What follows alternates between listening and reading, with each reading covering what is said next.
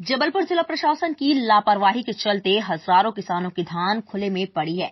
देर रात हुई बारिश ने किसानों को बर्बाद कर दिया है। बर्बादी की बारिश ऐसी हुई कि खरीदी केंद्रों में रखी पूरी तरह भीग गई, जिससे नुकसान अब किसान को उठाना पड़ेगा। वहीं प्रशासन अब पूरी धान खरीदने की बात कहता हुआ नजर आ रहा है। दरअसल जिला प्रशासन द्वारा इस बार धान खरीदी मामले में भारी लापरवाही की गई है।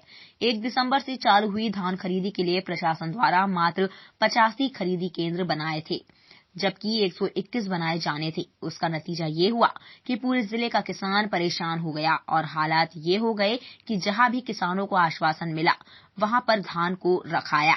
इस लापरवाही के चलते शासन ने 6 अधिकारियों को निलंबित करते हुए कलेक्टर सौरभ कुमार सुमन को भी हटा दिया है, परंतु हालात है कि सुधर नहीं पाए और देर रात हुई बारिश ने किसानों की कमर तोड़ दी। यही नहीं, जबलपुर के पाटन और माझौली तहसील में पानी से हजारों क्विंटल धान बर्बाद हो गई। किसान जहां अपनी फसल के लिए आंदोलित नजर आ रहा है, वहीं नवागत कलेक्टर दीपक कुमार सक्सेना ने कहा कि वह किसानों की धान को खरीदेंगे। किसान भाइयों से उन्होंने सहयोग की अपील भी की है। पत्रकारों से चर्चा करते हुए दीपक सक्सेना ने कहा कि इसमें जिसकी गलती थी उनको सजा मिल चुकी है। जहां तक सवाल 36 वेयर हाउसों में रखी धान का है, तो वह भी व्यवस्था कराई जा रही है। किसान आंदोलन कर रहे हैं, मैं स्वयं वहां पर जाकर उनसे बात करूंगा। Bureau report, hit voice. आप उनके लिए क्या कहना चाहेंगे? किसानों के लिए मैं ये कहना चाहूँगा कि ये जो 36 गोदामों में धान रखा हुआ है, ये अनियमित तरीके से रखा हुआ है, अवैधानिक तरीके से यहाँ पर पटका गया है और जो एक एवरेज पूरे मध्य प्रदेश के हिसाब से, जबलपुर के हिसाब से निकलता है, इसमें काफ़ी सारी विसंगति है। माल की मिक्सिंग हो चुकी है, उसमें नॉन FAQ के साथ FAQ माल भी मिल चुका है। आपको मैं बड़ा सिंपल सा एक उदाहरण दूँ कि यदि दूध है और दही है, ठीक है, यदि आप दूध के बर्तन में 1 चम्मच भी दही मिला दोगे तो क्या हो जाएगा? वो भी दही हो जाएगा ना। यदि FAQ माल में आप नॉन FAQ का एक बोरा डाल दोगे तो क्या होगा? सारा का सारा नॉन FAQ हो गया। तब इन्होंने क्या किया कि उसको मिक्सिंग कर दी। मिक्सिंग करने का पर्पज़ बड़ा सीधा सीधा समझ में आता है, जो मैं आपको बता रहा हूँ कि 70 कुंटल और 160 कुंटल का रेशो जो निकल के आ रहा है। मिक्सिंग करने का पर्पज़ यही समझ में आता है कि आप मिला दो तो फिर जाँच वाँच हो ही नहीं पाएगी, फिर सब प्रेशर करेंगे और सबको खरीदना पड़ेगा। मैं किसानों को ये आश्वस्त कर सकता हूँ कि यदि किसानों को जल्दी है, वो अपना जहाँ भी उन्होंने रखा है वहाँ से उठा के ले जा सकते हैं। हमने नज़दीक में उपार्जन केंद्र बना दिए हैं, उस उपार्जन केंद्र पर जाके बेच सकते हैं वो। यदि इसके लिए किसी अन्य उपार्जन केंद्र की आवश्यकता होगी तो वो भी हम खोल देंगे वहाँ, उसमें कहीं कोई दिक्कत नहीं है।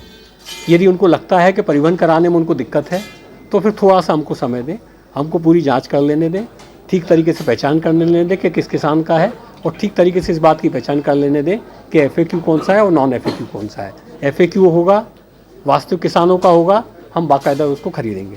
इसमें मैं किसानों से सहयोग की अपील कर रहा हूँ।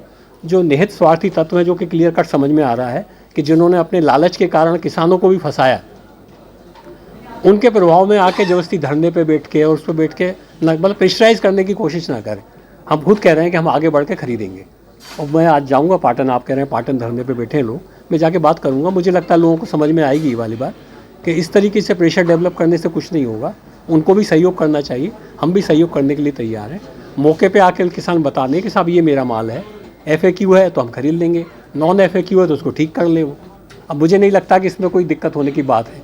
आप में से कोई भी नहीं चाहेगा, कोई भी किसान नहीं चाहेगा कि हम नॉन FAQ खरीदें, क्योंकि यदि हम नॉन FAQ खरीदेंगे तो होगा क्या? उसको भाई आपके घर में ही पहुँचेगा ना, उससे चावल बनेगा और कंट्रोल की दुकान के माध्यम से आपके घर में ही पहुँचेगा। तो क्या आप ये चाहोगे कि आपके बच्चे और आपके परिवार के लोग जो है नॉन FAQ माल खाएँ?